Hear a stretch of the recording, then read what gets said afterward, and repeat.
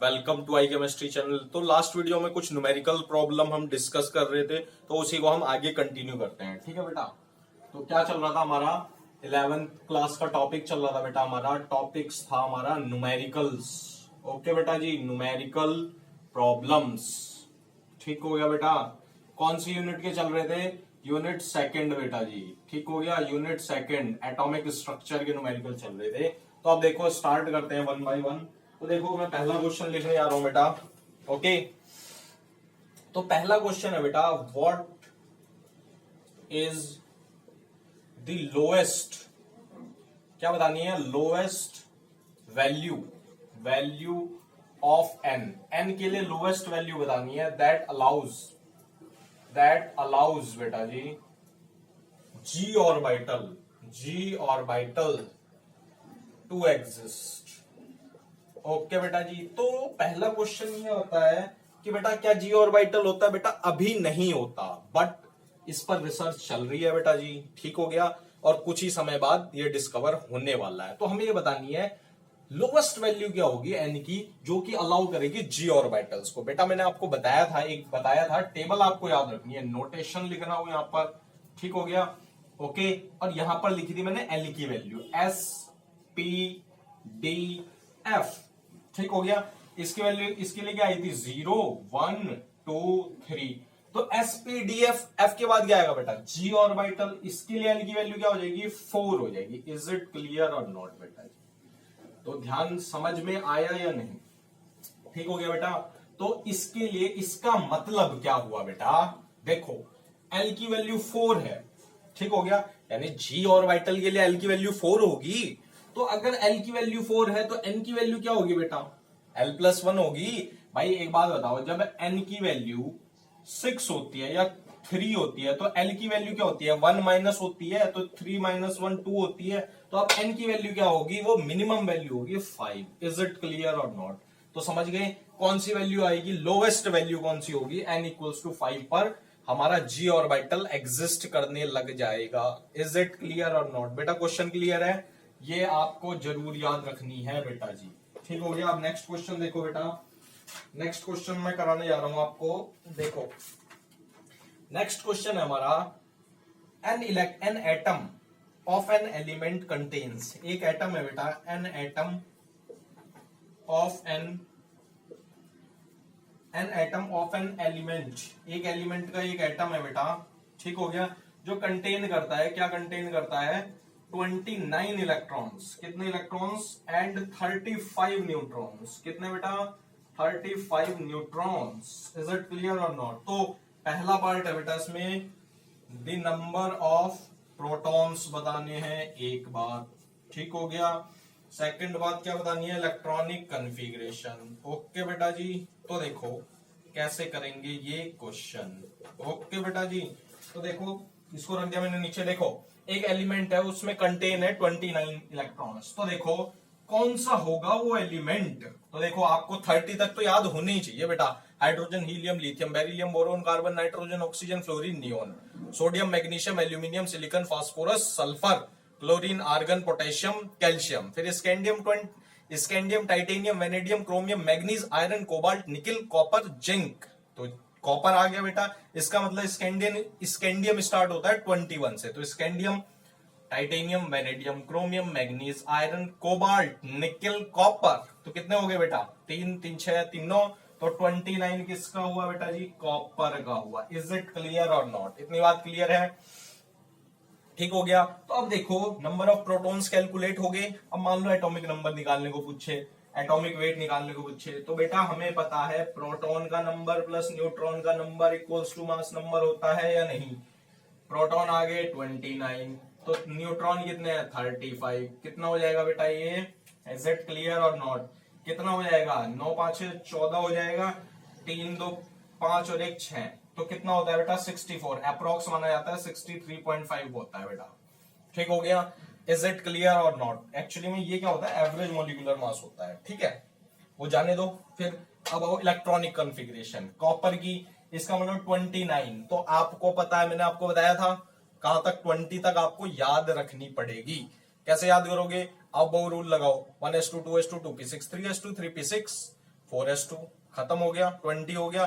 फिर कौन सा स्टार्ट होगा, 4s2 के बाद 3d, तो क्या हो जाएगा 3d 9 होगा। अब ध्यान से समझना है, देखो दोबारा लिख रहा हूं मैं, 29 है, कॉपर 29 होता है, तो क्या हो गया 1s2 2s2 2p6 3s2 3p6 4s2 3d9, ये होनी चाहिए। इज इट क्लियर और नॉट? देखो 2 4 और 6 10, 2 12 और 6 18, 2 20 और 9 29। बट क्या हो जाता है, इनमें एनर्जी का गैप बहुत कम होता है। तो to gain stability this electrons comes out to here and the electronic configuration changes into 3d9 into 10 हो जाती है। तो क्या हो जाएगी 4s2, कैसे लिखूंगा मैं इसको, 4s1 3d10 हो जाती है बेटा जी।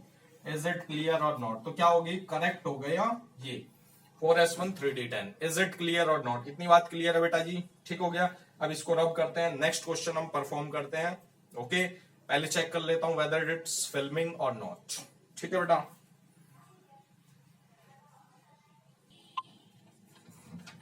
हाँ तो बेटा ऑल इज ओके। ठीक है, अब नेक्स्ट क्वेश्चन हम करते हैं। कौन सा करवाऊंगा बेटा मैं आपको, इलेक्ट्रॉनिक कॉन्फ़िगरेशन, ये मैंने आपको करवा दिया, ये कर लोगे आप बेटा हैं। अब नेक्स्ट देखो, एन एटॉमिक नंबर, ये एन एटॉमिक क्या है बेटा, एन एटॉमिक ऑर्बिटल है अपने पास। क्या है, एटॉमिक ऑर्बिटल हैज, एन की वैल्यू क्या होती है, प्रिंसिपल क्वांटम नंबर होता है। What are the possible values of l and m की पॉसिबल वैल्यू बतानी है बेटा आपको। ठीक हो गया, इज इट क्लियर और नॉट? इसका ये फर्स्ट पार्ट हो गया। सेकंड पार्ट देखो क्या कह रहा है, लिस्ट, ध्यान से देखो, लिस्ट दी क्वांटम नंबर्स बेटा जी m and l of electrons for 3d orbitals. Okay बेटा जी। एंड थर्ड पार्ट है बेटा इसमें, which of the following okay जी ऑर्बिटल्स, इनमें से कौन से ऑर्बिटल्स हैं बेटा आर पॉसिबल, जो कि पॉसिबल होंगे। ठीक हो गया, 1p दिया है, 2s दिया है, 2p दिया है एंड 3f। अब बेटा इसको रख दो नीचे। अब देखो समझो, ध्यान से देखते जाना है आपको। पहला पार्ट मैं करने जा रहा हूं, ठीक है। An atomic orbital n equals to 3 है, प्रिंसिपल क्वांटम नंबर 3 है। What are the possible values of l and m? अब देखो बेटा n इक्वल्स टू 3 का मतलब क्या हो गया, l की वैल्यू क्या होगी भाई, n-1 कम होती है, एक कम होती है, तो देखो 0 होगी, 1 होगी और 2 होगी। इज इट क्लियर और नॉट? इतनी बात क्लियर है। मैंने आपको बताया था l की वैल्यू n-1 तक होती है, ठीक है, 0 से स्टार्ट होगी। ठीक हो गया, n की वैल्यू कभी 0 नहीं हो सकती, हुई शेल को ही बताती है, शेल ही 0 हो गया तो खत्म ही हो गया सब कुछ। ठीक है, तो l की वैल्यू 0 1 2 होगी। ठीक है, what are the possible values of l and m?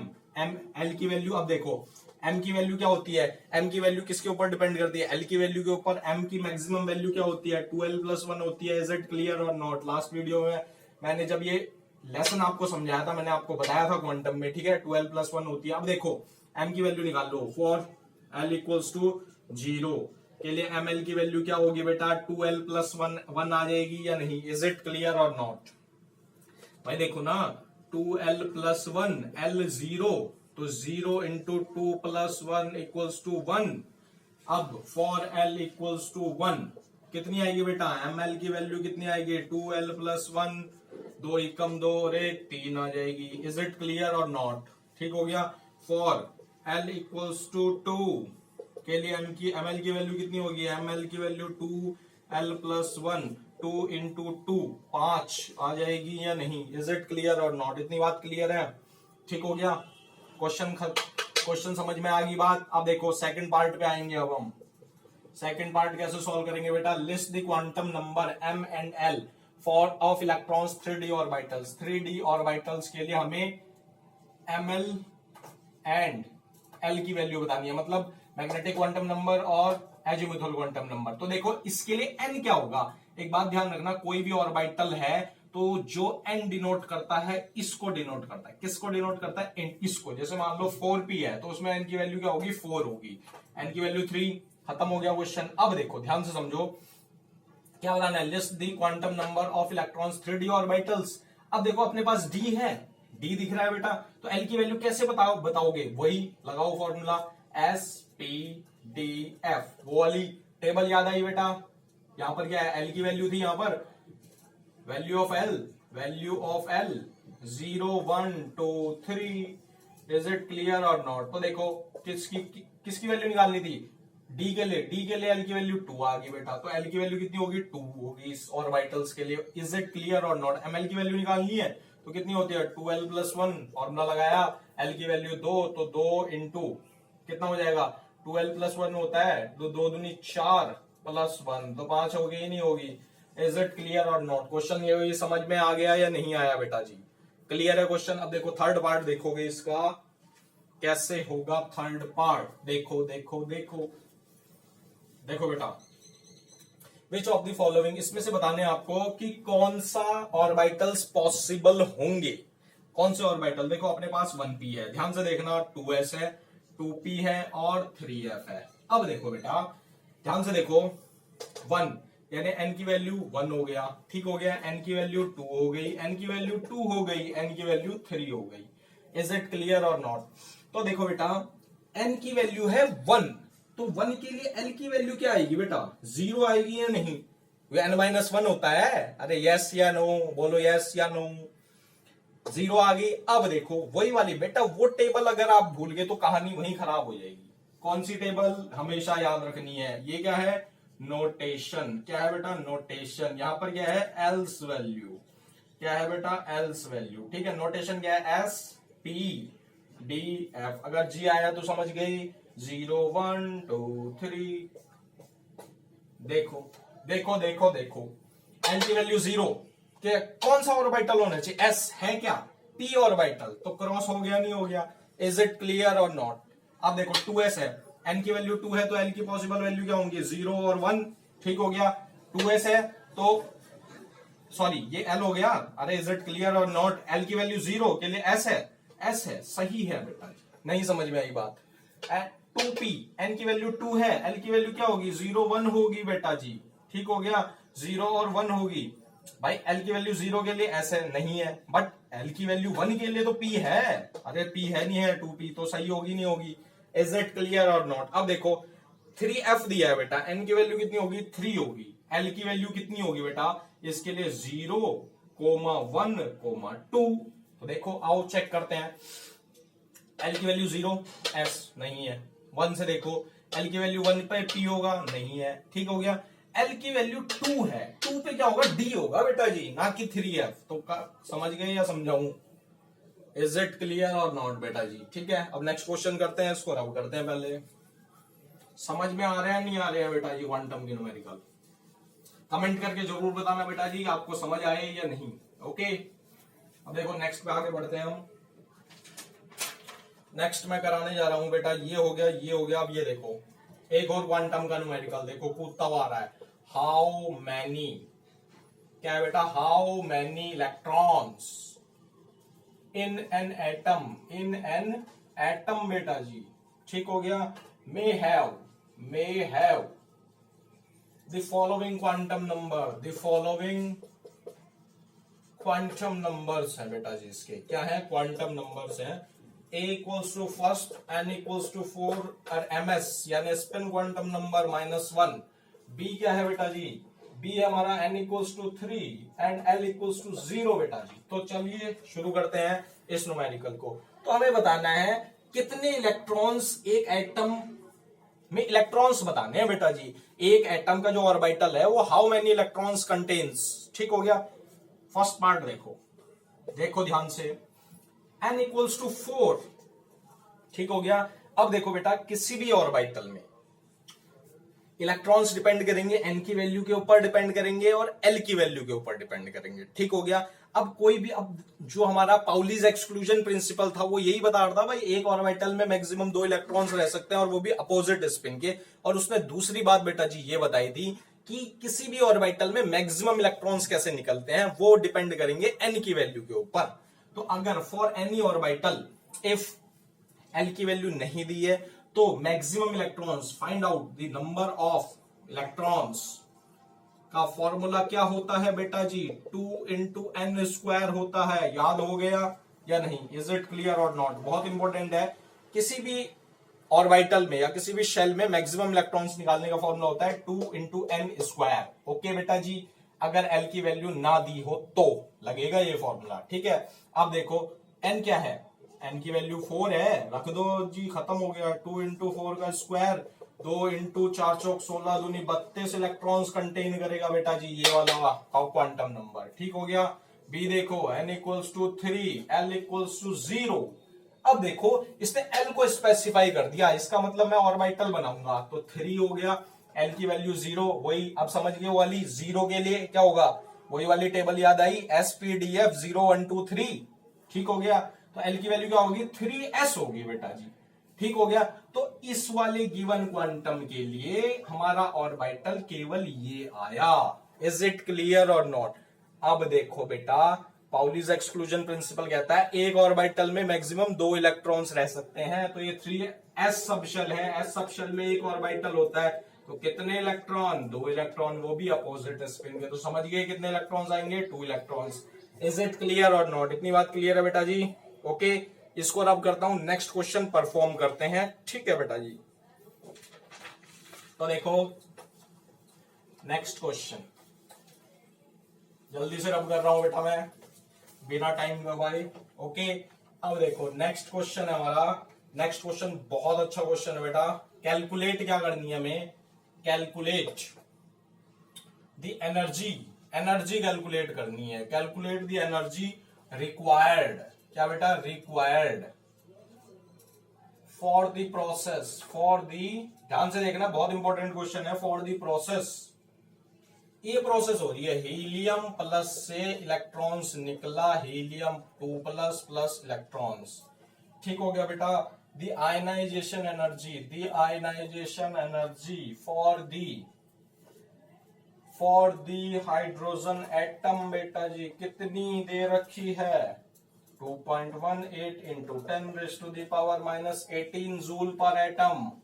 Okay बेटा जी, ये जीएस ग्राउंड स्टेट की एनर्जी। अब देखो इस ग्राउंड स्टेट की एनर्जी दी है और कैलकुलेट किसकी करनी है, इसकी, हीलियम एटम की। अब देखो क्या कहता है, फॉर हाइड्रोजन लाइक स्पीशीज के लिए, फॉर हाइड्रोजन लाइक स्पीशीज के लिए क्या होता है बेटा, एनर्जी का फॉर्मूला En होता है, क्या होता है, -2.18 into 10⁻⁻18।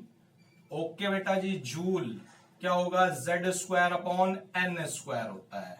Okay, is it clear और नॉट? ये किसके लिए होता है, किसी भी हाइड्रोजन लाइक स्पीशीज के लिए होता है। ओके, अब देखो क्वेश्चन देखो, ये क्या है भाई, देखो ध्यान से देखो, हाइड्रोजन हीलियम है, हीलियम में कितने, हीलियम में इलेक्ट्रॉन कितने होते हैं, हाइड्रोजन हीलियम 2 इलेक्ट्रॉन होते हैं, एक पहले से ही त्याग रखा, मतलब हाइड्रोजन लाइक स्पीशीज होगी, फॉर्मूला ये लगाएंगे। इज इट क्लियर और नॉट?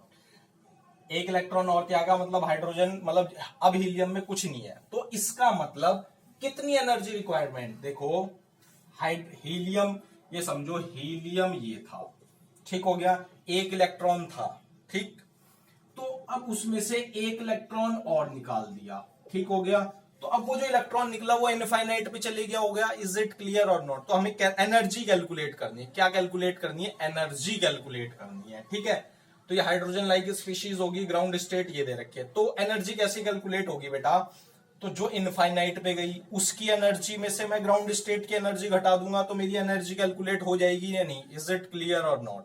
ठीक हो गया, तो लगाओ फॉर्मूला, एनर्जी इक्वल्स टू क्या होता है बेटा जी, ई एन, मतलब ई इनफाइनाइट माइनस ई इनिशियल, या E1 कह दो। इज इट क्लियर और नॉट? तो देखो इसके लिए फॉर्मूला रखो, क्या होगा, 2.18 इंटू 10⁻⁻18 इंटू Z²। Z कितना है हीलियम का बेटा, 2 होता है, तो 2 का स्क्वायर अपॉन कहां चले गया, इनफाइनाइट पे, इनफाइनाइट का स्क्वायर, और 1 अपॉन इनफाइनाइट कितना होता है बेटा, 0 होता है, माइनस E1। देखो देखो देखो देखो, ये दिख रहा है बेटा? अरे समझ में आ रहा है नहीं आ रहा है बेटा? तो देखो रखो वैल्यू, E क्या हो गया -2.18 इंटू 10⁻⁻18, ठीक हो गया जूल। जेड की वैल्यू क्या होती है बेटा हीलियम के लिए 2, तो 2 का स्क्वायर। Is it clear? और एन यानी इनिशियल में होगा भाई, ग्राउंड स्टेट में होगा, 1 का स्क्वायर हो गया। नहीं समझ में आई बात? ठीक हो गया बेटा? इज इट क्लियर और नॉट? माइनस माइनस कितना हो गया बेटा? प्लस हो गया। तो अब मल्टीप्लाई करो, 2 दूनी 4 हो गया। तो अब देखो 8 चौक 32, 3 8 ही कम, सॉरी 2 दूनी 4 हो गया, तो 4 8 चौक 32, 3 हो गया, तो 4 ही कम 4 और 3 7, ठीक हो गया। पॉइंट लगाऊंगा, 4 दूनी 8 हो गया बेटा जी, ठीक हो गया, इंटू 10⁻⁻18 जूल। अब देखो ये वैल्यू किसमें है, एनर्जी किसमें आ गई बेटा? पॉजिटिव में। और आपको ये पता है अगर पॉजिटिव वैल्यू होती है तो इसका मतलब एनर्जी की रिक्वायरमेंट होगी बेटा जी to excite this electron into infinite, और अगर नेगेटिव है तो इसका मतलब एनर्जी रिलीज होगी। ठीक हो गया बेटा? इज इट क्लियर और नॉट? ठीक हो गया, ओके। तो इसी के साथ ये वीडियो यहीं पर खत्म हो जाती है। वीडियो अच्छी लगे लाइक करो, शेयर करो, चैनल को सब्सक्राइब करो। Thank you.